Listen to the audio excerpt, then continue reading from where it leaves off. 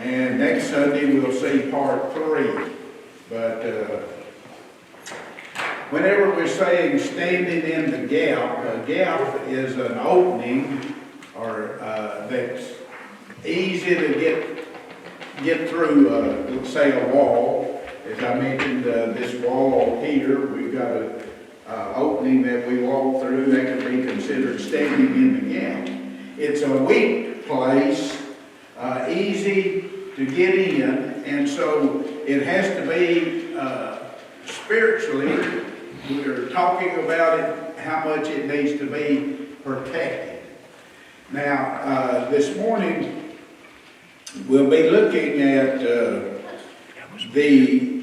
physical work that Nehemiah did on the wall, but I want you to think about the spiritual side of it, and I may not have time to get into the spiritual side like we'd like to, but there's just as great or greater battle going on and standing in the gap spiritually as it was for Nehemiah and them physically in building the wall. Now, one of the things that was caused me to think along this line,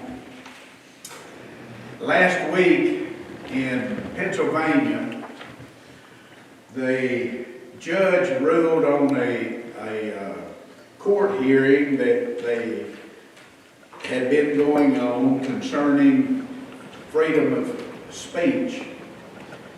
The a school there in Pennsylvania had gone to court saying that a people that was organizing a school for Satan, a worshiping of Satan, did not have the right to encourage kids to come to the worship of Satan. End result, the judge ruled that the school had the right to have the school and worship of Satan because of free speech, saying that they had just as much right to their speech as did the school. The end result is that the school, the worshipers of Satan, now they don't mind you knowing they're worshiping Satan. That's part of the name of the school, and they openly encourage kids when they're in school during the day that after school you come over to the Satan's school and we will give you refreshments and entertainment and all this kind of stuff. They're encouraging kids to get involved in the worship of Satan. Now that's the reason that we need to be standing in the gap. A lot of times we go about our daily business and we don't realize some of the things that's going on in the world that until it's too late. But in 1 Peter chapter 5 and starting in verse 8, he says, be sober. Now that word sober better means be watching. Be vigilant, which means to be alert. Because your adversary or your enemy, the devil, as a roaring lion, and a roaring lion, his intention is to kill, destroy. And so he says he walketh about seeking whom he may devour. Whom resist steadfast. That word steadfast means unmovable in the faith. And so he says, knowing that the same afflictions are accomplished in your brethren that are in the world. So here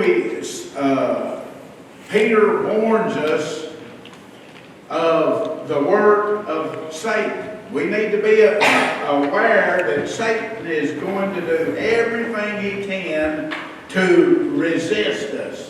to fight against us, destroy us. And that's what's happening most recently in that Pennsylvania school. And so I'm sure it's going on around a lot closer than that. And people is being destroyed and sucked into these different things to get them away, to lose focus of God. Now, he tells us in 1 Peter chapter 5, verse 7, casting all your care upon him, for he careth for you. So here we have the solution to our problems, is that we need to be casting all of our cares on the Lord. Job tells us that man that is born of a woman is a few days and full of trouble. And so we need to understand that there is going to be problems and things in this life. And, whenever we're dealing with Satan and we're trying to find out or seeking God's will, I think it's kind of a misconception that we have the idea that if we're going to do something for the Lord, that the path is going to be easy. That He's going to open all the doors and we can go through and we know we're doing God's will because everything's going in an easy path. But we need to understand that that is not true. And our lesson this morning, I think, is going to prove that to be true, that even though we're doing God's will, we're going to meet resistance by Satan, and he's going to do everything he can to discourage us, to stop us, to get us to give up. And so, whenever you're resisting Satan and you're doing the work of the Lord, that is to be expected. Satan does not want the truth to get out. He does not want us to open the doors on Sunday morning and worship the Lord. He is encouraging us to go and worship Satan some way, somehow. And so, in 2 Timothy chapter 3 and verse 12, he says, yea, and all that will live godly in Christ Jesus shall suffer persecution. Now, that's just plain and simple. But evil men and seducers shall wax worse and worse, deceiving and being deceived. Now I want you to notice verse 14. But continue thou in the things which thou hast learned and been assured of, knowing of whom thou hast learned them. Now he's saying, Timothy's saying that if you're going to live for Christ, you're going to suffer persecution, and evil, ungodly men is going to do everything that they can do to hinder us, and it's going to get worse.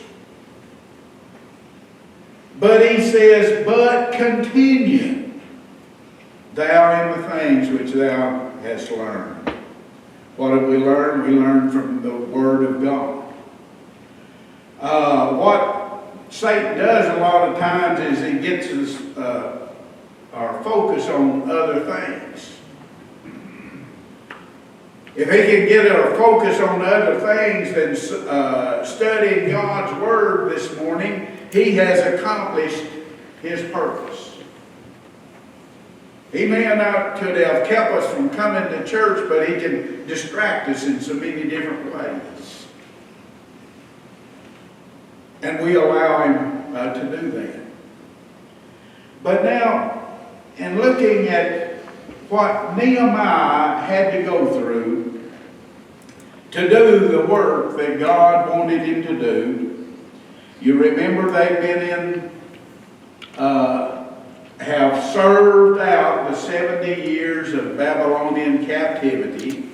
The Persians have now come in power, and under Cyrus, king of Persia, the Jews was given the right that they could go back home. We find Nehemiah was a cupbearer for the king, and he was in the palace of Shushan. And he talked to some people that had just come back from Jerusalem, and he inquired as to how things was going in Jerusalem. And over on your second page it says in verse 3, "And they said unto me, the remnant that are left of the captivity there in the province are in great affliction and reproach. The wall of Jerusalem was broken down, the gates were burned with fire." And he said when he heard this, he just sat down and wept. He mourned for certain days, fasted and prayed before the God of heaven. Now, here we have Nehemiah in the palace at Shushan, and if you, it's 800 miles from Jerusalem as the crow flies. And here is a man 800 miles plus away that is concerned about the conditions of things in Jerusalem. Now God had a man 800 miles away that was ready to stand in the gap. Now, he wept, he prayed, he fasted, and he talked to God, and I think before he ever made a move in any direction, he knew without a shadow of a doubt that God wanted him to go to Jerusalem and build that wall. Nehemiah was not a wall builder, he was a cupbearer. He never built a wall in his life. But that didn't stop him, and as we see that he goes to the king, and the king allows him to go to Jerusalem. Now we see in verse 2, and starting in verse 11, he arrives in Jerusalem. Now to take an 800-mile journey, it's going to take him over a month to travel that. Normally, they would travel about 20 miles a day. And so it's a long way, it's a hard journey, and I kind of understand why he was there 3 days before he ever done anything. Maybe rested. Yeah, jet lag. But he didn't fool around, and he was come there ready to do the work that needed to be done. He says that he went out by night and he began to look the situation over. Now over on your last page of your handout, I have a map there that shows the wall that he built in Jerusalem. And on towards the bottom of the page there, it shows what he traveled. From the valley gate, he went around to the water gate. In other words, he just saw a portion of the wall, but that's where he looked to see what kind of condition that things was in. And then he come back and he saw everything as, to most people would look at the condition there and say that it was hopeless. we do not find that Nehemiah had that kind of attitude. Never see where he is discouraged, but he's always moving forward, encouraged.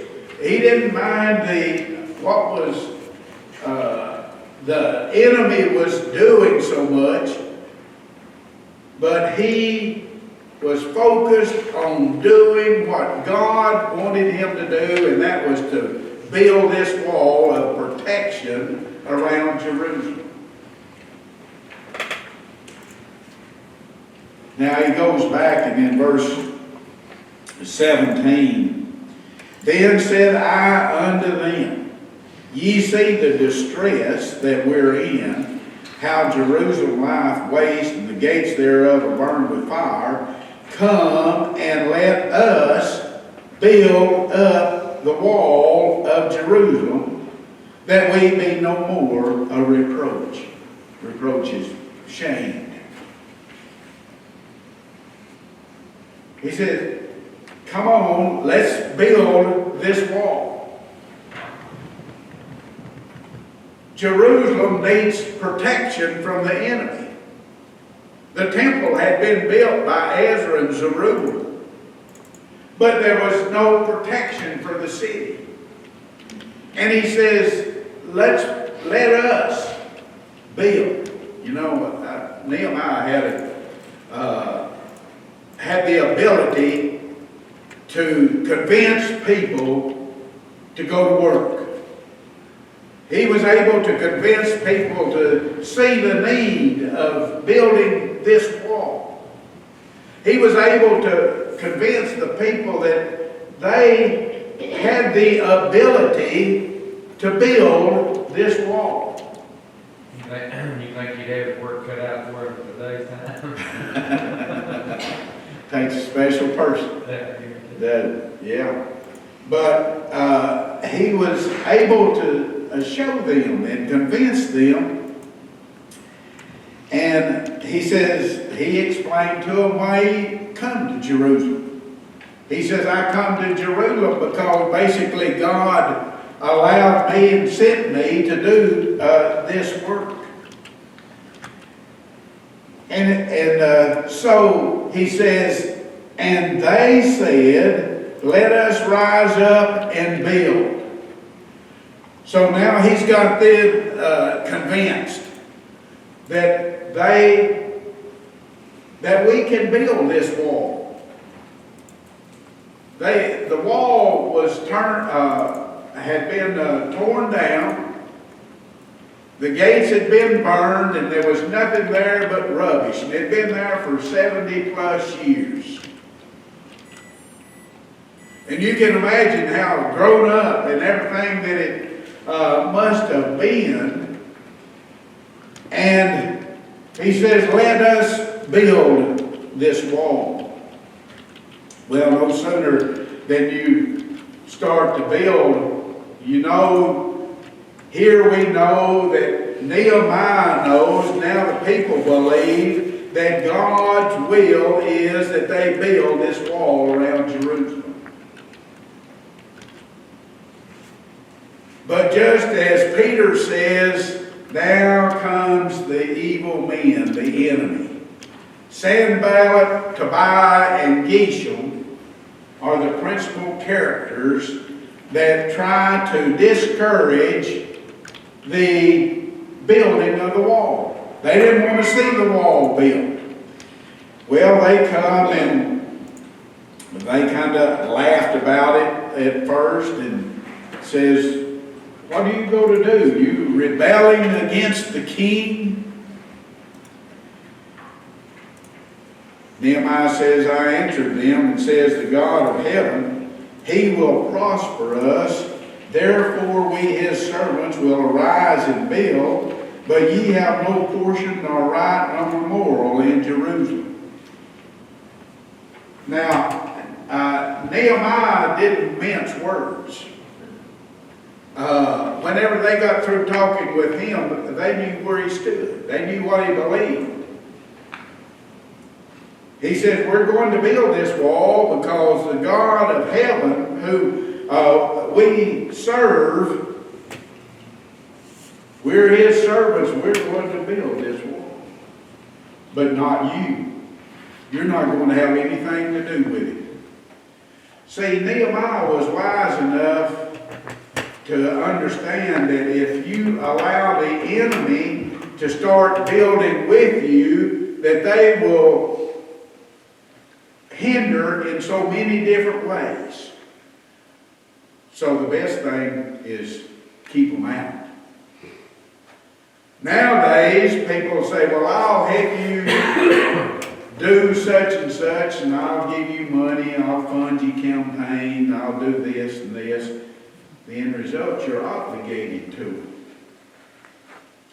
Nehemiah says, you're not going to be obligated to me because you're not going to have anything to do with the building of this wall, because the servants of the God of heaven is the one that's going to build this wall.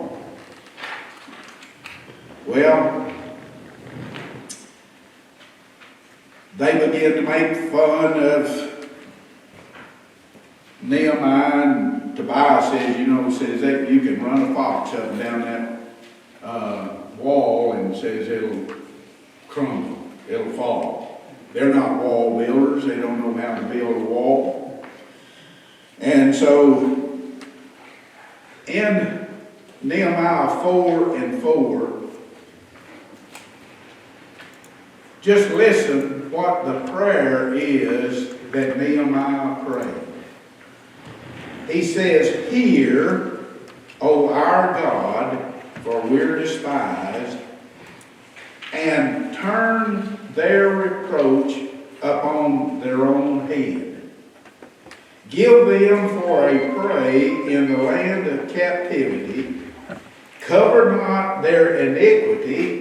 Let not their sin be blotted out from before thee, for they have provoked thee to anger before the builders. Basically, he's saying to God, get rid of the enemy so that we can go to work. Don't allow the enemy to get away with the things that they said about us, the God of heaven. He wanted judgment to fall on them. Now he prayed, and then in verse 6 he says, so we built a wall. And all the wall was joined together to the half thereof, for the people had a mind to work. Now half thereof, normally I think whenever we would build a wall, we would start at one point and we would build it a section at a time all the way around. But the way this was built, that all the workers were scattered around the wall and they built it half the way up. All the wall around the whole city come up halfway at the same time. Now, was it like a rock wall? Yeah. You don't have to do that, I would say, because when you're laying brick, you gotta do it, a section at a time. You know what I mean? But see, all the material to build the wall was already there. Because the old wall had been torn down, and that's what they was going to use to build a new. But they had to do a lot of cleaning up and getting a right of way and everything. We've 70 plus years of growth around these rocks and everything, so there's a lot of work to be done. All right, we'll say this wall, in measuring that, is approximately 2 miles around the city of Jerusalem. Ray, do you think it was flat land or hilly land? At the 2 miles away? Well, we know Jerusalem was on the hill. It sloped, Jerusalem on the hill, and it sloped down in every direction. So any way that you went, you had to go up to Jerusalem. But a 2-mile wall is approximately the distance from here to Dave's in a straight line. But the way this was built, the wall was actually on either side, about 3/4 of a mile long. Some places is 1/4 of a mile between the walls, some places a 1/2 a mile. And so they was scattered out. Now, I don't know how thick the wall was. I know some walls in some cities was wide enough they could run 3 chariots on top of the wall, some 4. This wall may have just been a single wall that they could build, and I don't know how high it would have been. Let's just say it's 12 feet high. Enough that it would slow down the enemy from getting in. But at any rate, they worked because the people had a mind to work. Now we find that our spiritual walls, a lot of our spiritual walls is in shambles and crumbling down because we don't have a mind to work. We don't try to shore up the weak spots or the bad spots. We don't try to get all the garbage out of the way in order to build a wall. But these people they saw the need because they knew that they needed protection from the enemy. And so they had a mind to work, they was willing to work. And so as they was building the walls, the enemy didn't stop, they continued on. A lot of the people that was bearing the burdens, they become discouraged. And so Nehemiah began to have problems on the inside with his own people, that they needed to be encouraged to continue the work. The thing that it was in the back of their mind was that God wants this wall built. And so they had a mind to work. They prayed to the God. And then he said, and set a watch day and night. Some of the people would stand a watch from morning until night. Others would work during that space of time. Notice they prayed and then they worked. They asked God's blessing and then they did what they could do in order to see that the wall was built.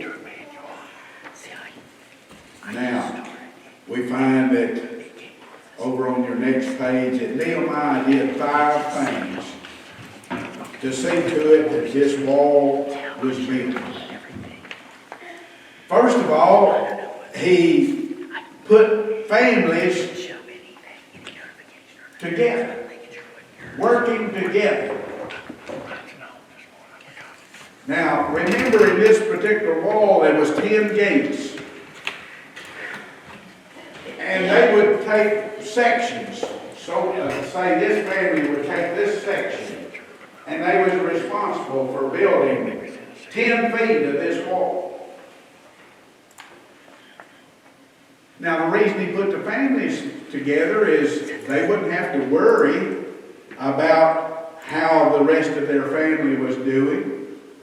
And by them building the wall where the family was, they would be more inclined to make sure it was built as good as they could build it, that it would hold against an attack. Very smart. Cause the people to have a greater desire to work, because they got everybody there and they was protecting themselves. He also, the second thing he did was they looked at God, not the problem.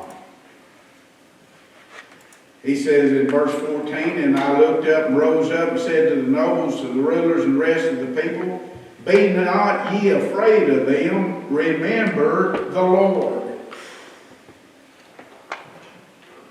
And he says, and fight for your brethren, your sons, your daughters, your wives, and your houses. Now Nehemiah didn't fool around. In his mind, it was a life and death situation. Get rid of the enemy, have nothing to do with the enemy, and be about doing God's work.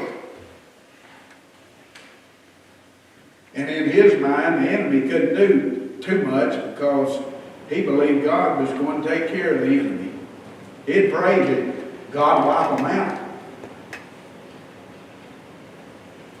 Now we also find that he had half the people working. Half of them standing guard. Some of them that was working would have their swords strapped to their side, and basically they had put up one brick with one hand and have a sword in the other hand. Now can you imagine the will, the desire that they had, that they was willing to take one of these rocks and put it up on the wall and being on guard with a gun or a sword at the same time. Not many people was willing to do that, but they saw the need. They knew they needed protection. Now, there was a trumpet man that stayed with Nehemiah. Whenever they saw the enemy coming at some portion of the wall, they would blow the trumpet and everybody would run to the place where the trumpet was blown. Remember that it was a 2-mile wall that was built around them. So there was, some of them was 1/4 mile away, some 1/2 mile away, some could have been 3/4 mile away, but they would all verge on wherever the trumpet was. That's where the fight was. That's where the enemy was. And so they would go there and protect themselves. It got to the point that Nehemiah encouraged the people not to even leave Jerusalem. A lot of them had homes outside the wall. Some of them had heard what the enemy was saying that they was going to do, and they reported it back to Nehemiah. He encouraged them, said, it's time you stay inside the wall. Stay in Jerusalem, and that way you'll be safer. Fred, what do you think? Do they stay like at night? I mean, do they have plenty of hotels there? No, they probably slept on the ground, just, there at the wall. They just made the best that they could, because actually Jerusalem, I think it wasn't 50,000 that went back under Jerusalem, but yet there hadn't been much building going on, so they didn't do it because it wasn't protected, because they didn't have this wall. And so times was hard. In one place they said the only time that they took their clothes off was whenever and washed their clothes is that's the only time they would take a bath, was a change of clothes. They'd go back to work. Nehemiah didn't fool around, because we find that they sent him what they call an open letter. An open letter is where anybody can read it. And that open letter says that we heard a rumor that you're going to rebel and set up have your own king. Now, if you listen to the news very much today, you hear the word disinformation. That's a very popular word used. I don't know where you can watch a news deal anymore without hearing the word disinformation. It means it's a lie. There's no truth to it. That's exactly what this letter was. It was a lie. There was no truth to it. It was a rumor. But it was used to try to discourage people and get people to thinking that Nehemiah had other motives. You know, Satan's using the same tactics today that he used with Adam and Eve. You say, well, why don't we change? Because it's still working. There's no reason for him to change. And he's doing the same thing here with Nehemiah, trying to discourage him. And then that open letter didn't work, so he decided, let's compromise. That's another famous, common word we hear today. Let's compromise. And what the compromise was that let's have a meeting. Let's counsel together. You know, we have all kinds of meetings and conferences and all this kind of stuff to solve the world's problems, and nothing gets solved. But they said, let's take some time off and let us have this meeting.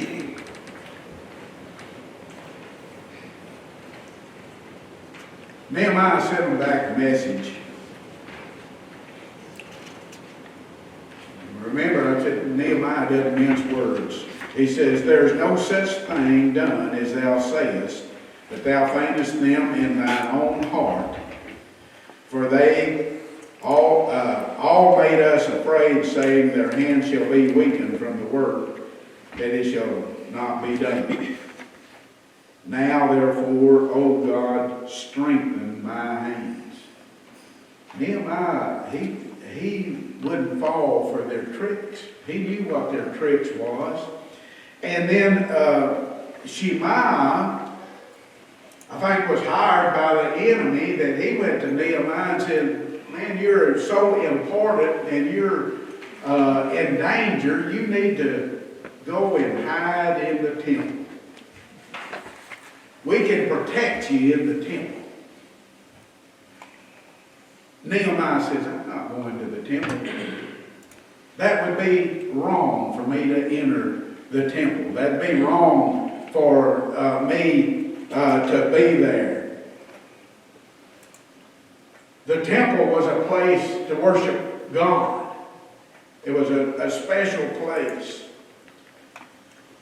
And he didn't fall for that trick.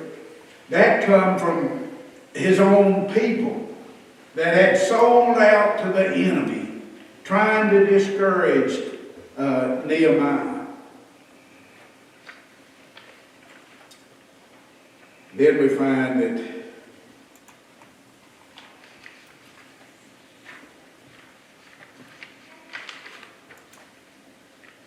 in verse 12, he says, lo, I perceive that God had not sent Shemaiah to tell him to go to the temple,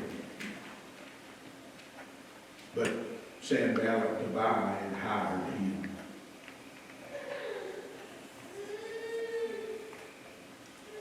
Then in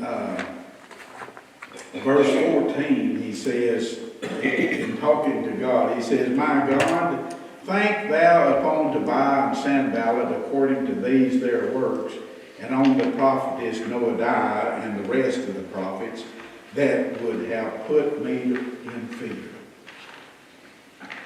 He prays to the Lord, you take care of these enemies.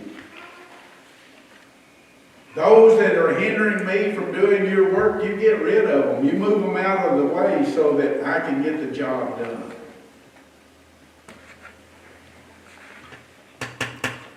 Now, you know, in one place, we find where they wanted Nehemiah to take off a few days and go on vacation.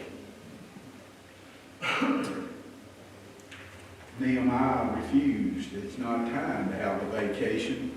It's time to be working. The wall is not finished. Nehemiah 6:15 says, so the wall was finished in the 25th day of the month of Elul in 52 days. They built this 2-mile wall around Jerusalem.